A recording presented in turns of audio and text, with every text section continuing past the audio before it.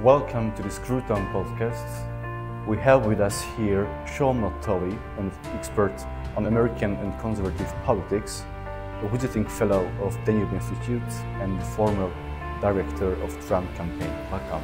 Thank you for having me. I would like to first ask what exactly are off-year elections, since we do not have such things here in Hungary, and why do they matter and what importance these elections have within the US political system? Well, when we talk about an off-year election, what we're talking about is, all the states have their own, gubernatorial and statewide elections at different times. I mean, all the states are able to decide when their elections are. And elections are really divided up between an off-year, a midterm, and then a presidential election. The off-year elections are the elections that take place between a midterm election, which is halfway through a presidency when we just vote on Congress, and the Senate, and when the next presidential election is. The elections that took place recently this week are very telling and serve as a bellwether of what the attitudes of the American people are moving forward. And it was not good for the Republicans, and it was, quite a night for the Democrats. They had massive wins by large margins in Virginia, New Jersey, and of course in New York City, where Mamdani is now mayor-elect. And to what extent can the results of such elections, such off-year elections, can be seen as a reliable indicator of current national political sentiment, let's say?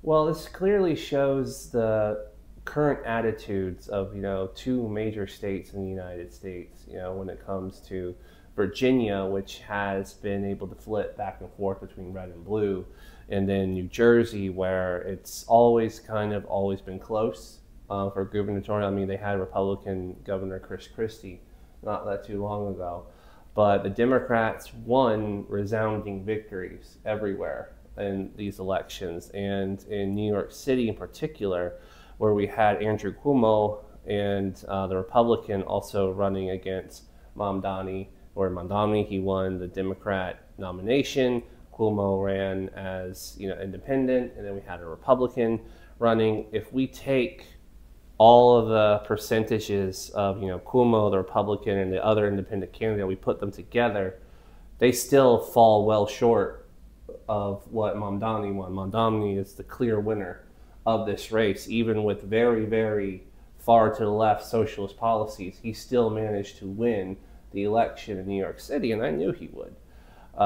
It's a clear indicator that Americans are very affected by what's been going on in the country, especially with the government shutdown, which I believe has played the biggest part in this outcome for the election.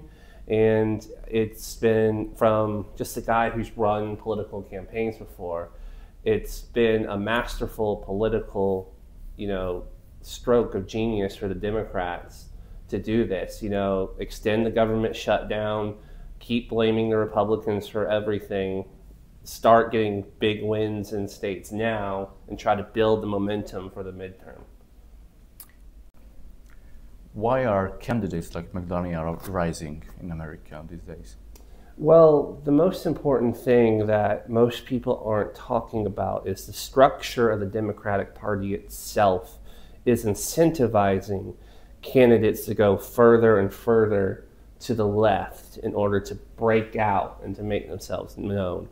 And what I mean is, ever since 2008, the Democratic Party has really been good at centralizing its messaging and its power to where the folks at the top of the national level, they're the ones who are controlling the messaging, and not just the federal races, but the state and local races. I mean, there's been lots of research done where these organizations like Act Blue and all these big, huge Democratic fundraising organizations that operate at a national level have a huge impact at the local level, to where, if you're a Democrat and you want to run for mayor of a city anywhere in the country, you have to get the blessing of the folks who are doling out the money at the federal level in order to realistically win. the race. So if you want to be a Democrat candidate for an office, you have to be in this sort of old boys club, and you have to be kissing the ring of the right person in order to get that nomination. And it's the exact opposite with the Republicans. If you look at the 2024 presidential election, the primaries, it was very clear that many top Republican donors and Republican elites, they did not want President Trump to be the Republican nominee, and they supported quality candidates. And what I mean is like Ron DeSantis, governor of Florida, Nikki Haley, former governor of South Carolina, all people who, if you asked, would it surprise you if Ron DeSantis or Nikki Haley or Ted Cruz was president of the United States in 2028, everyone, regardless of what side they're on the political aisle is, yeah, I could imagine that. I could imagine a President DeSantis, a President Ted Cruz, a President Rubio. It's all within the realm of possibility because the Republicans have a bottom-up structure that allows people to enter in. You can go in as a nobody. You can make your case heard. You can gather support organically. And you don't have to shift far, far extreme to the right in order to get people to start agreeing with your ideas and to become a real candidate with a future, someone who could become a governor, who could become the next president of the United States. With the Democrats and the way that their sort of donor structure is formed, you have to be in line with the party's central messaging, or else you really don't have a shot to ever become a candidate for office. So what do you do if you're a quality candidate, you're a talented politician, but you're not part of that sort of club, that elite group? You shift far to the left, try to capture the media, get attention like Mamdani did, and you start to grow your support from outside the mainstream Democratic Party. And you force yourself to be the candidate for the nomination. It's really the only pathway to victory for someone on the left who isn't like part of the old boys club in the Democratic Party.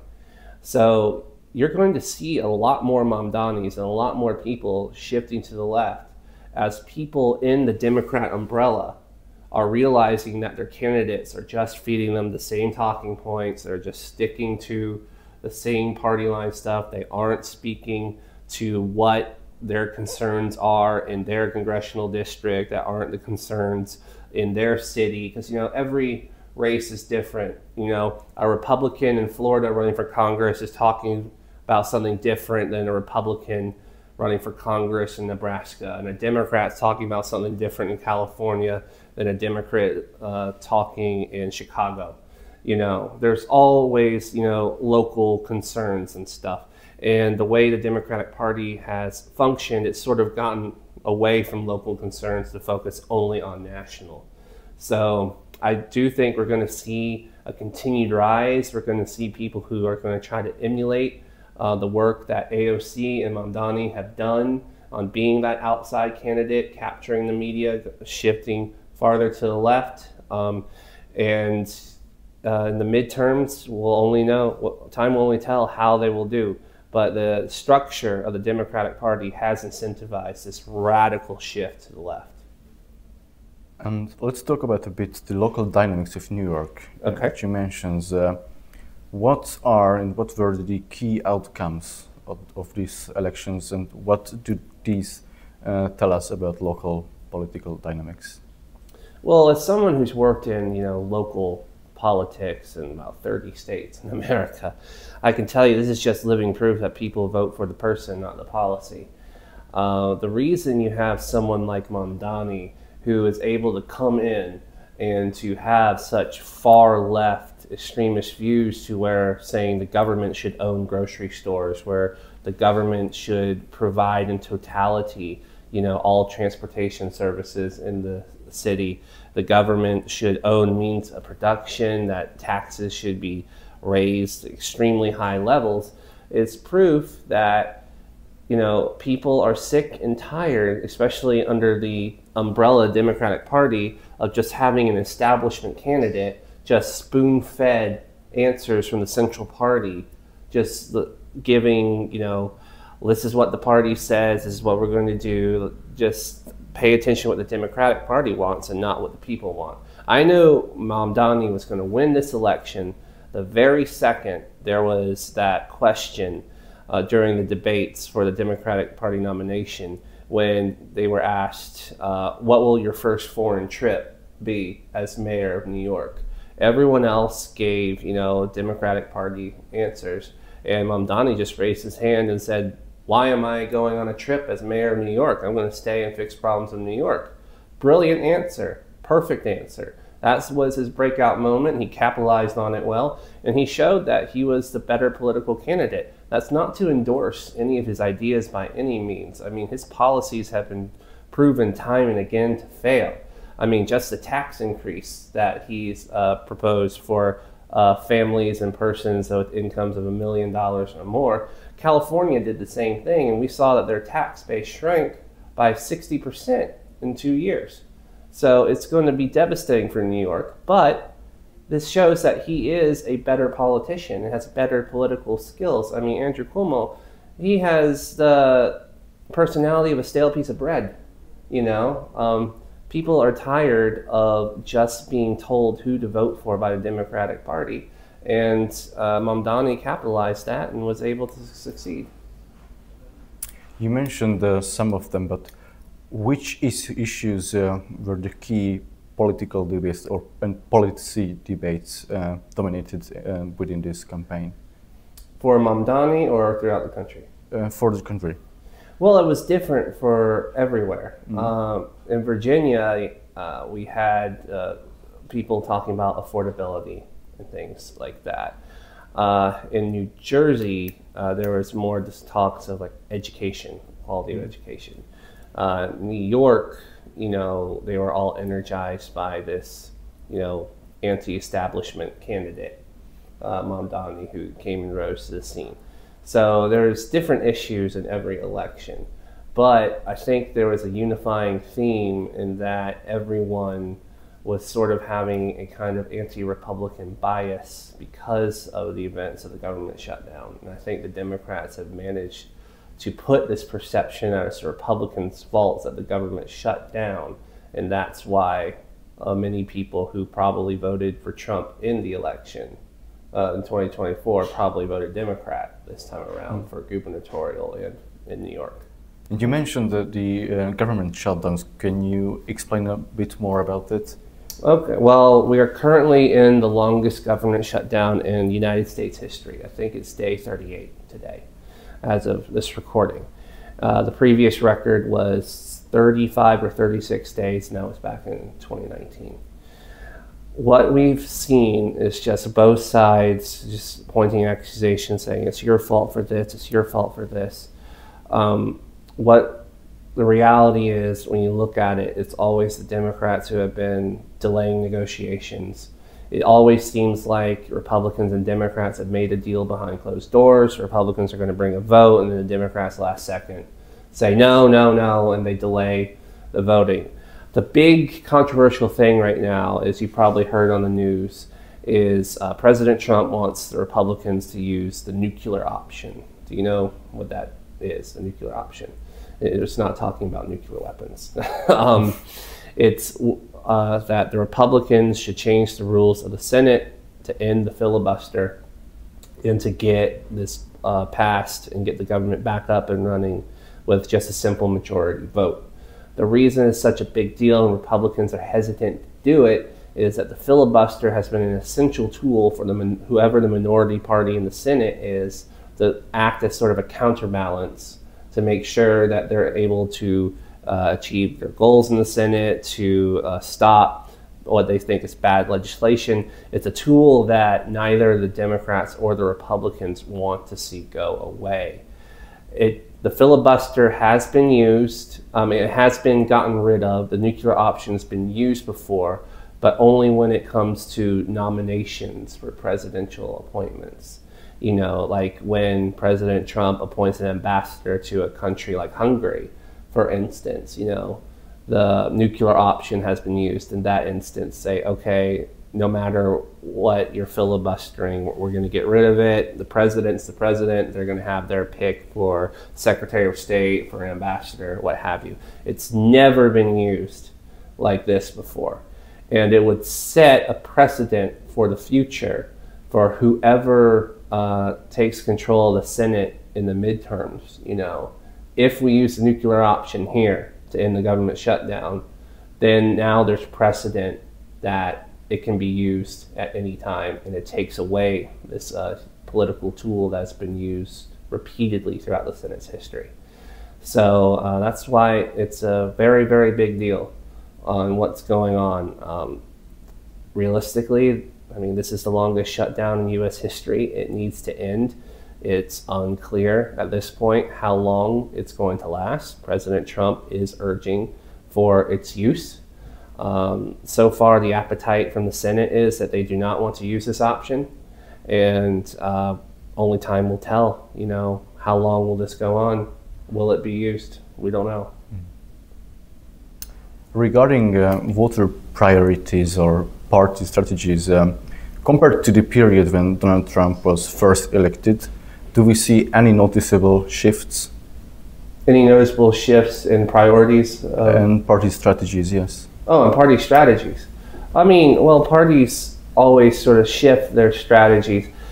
The way that the Democrats choose candidates, no. The way Republicans run races, no. But we saw the Democrats capitalize on the messaging around the government shutdown to play in their favor. They've been putting the messaging out there. The Republicans control the Congress, Republicans control the Senate, Republicans control the White House. If the government shut down, it's their fault. And they've been focusing on the fact that, you know, SNAP benefits have not been paid for this month. They've been focusing on the real effects that having a government shut down has on the poor and impoverished in our country.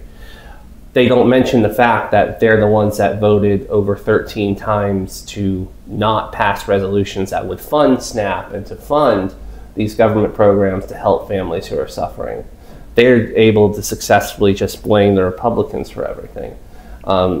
We've even got hot mic moments where Democrat senators have been saying that the government shutdown is good political leverage down the line in these upcoming elections, meaning they're willing to sacrifice the welfare of American families for short-term political goals, which is very sad.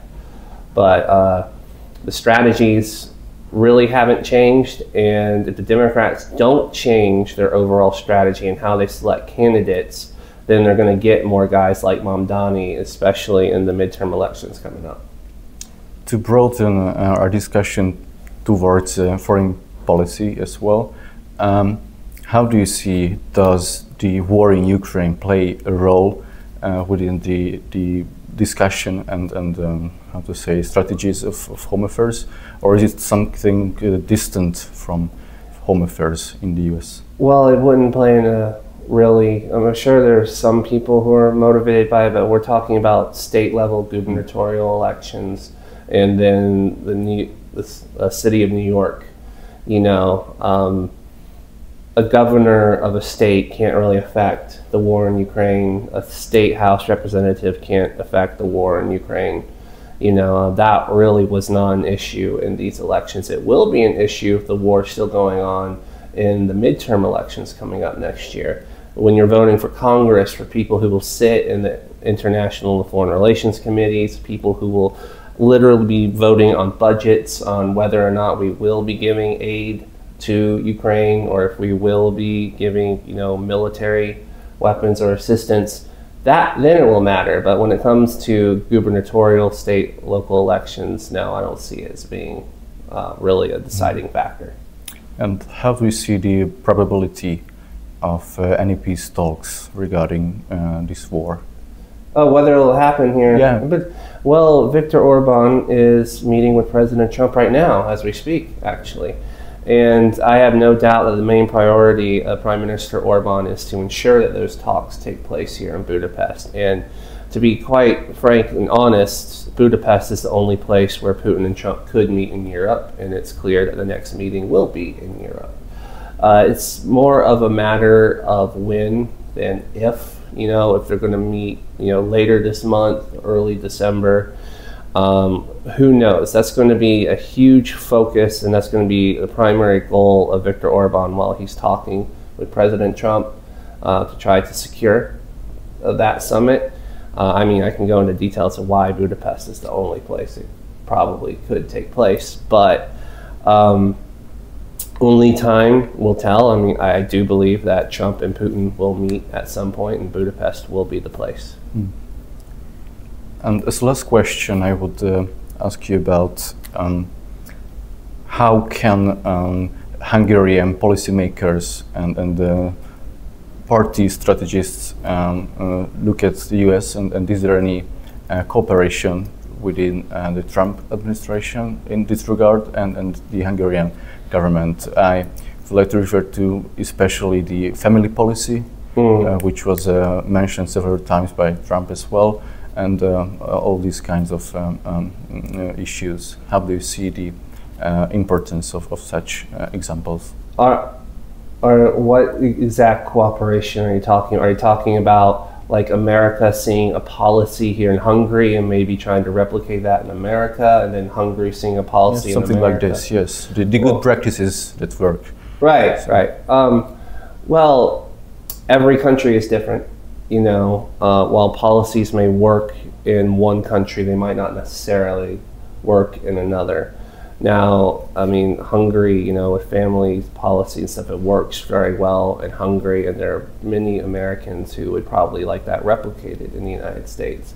But, you know, we're a country of over 350 million people broken up in 50 states. You know, Hungary is one cohesive sort of unit in Central Europe, you know, with a population about 10 million. So implementation is going to be different on what that looks like. So if you're talking about trying to transplant a policy from Hungary to the United States or vice versa, you're really going to have to sit down and look. And first you have to understand, is this really supposed to be a state policy where a state like South Carolina, Texas, California, New York should be implementing this, or should this be a federal one for the federal level? You know, that's sort of the first hurdle and stuff. Not to say that there aren't good ideas in Hungary that can and should be replicated in the United States, and not to say that there aren't good ideas in the United States that can and should be incorporated in Hungary. You know, we're just going to have to get legal scholars, you know, and constitutional scholars in the United States together to understand, okay, we have this sort of policy in this other country we'd like to try out. How can we actually do it?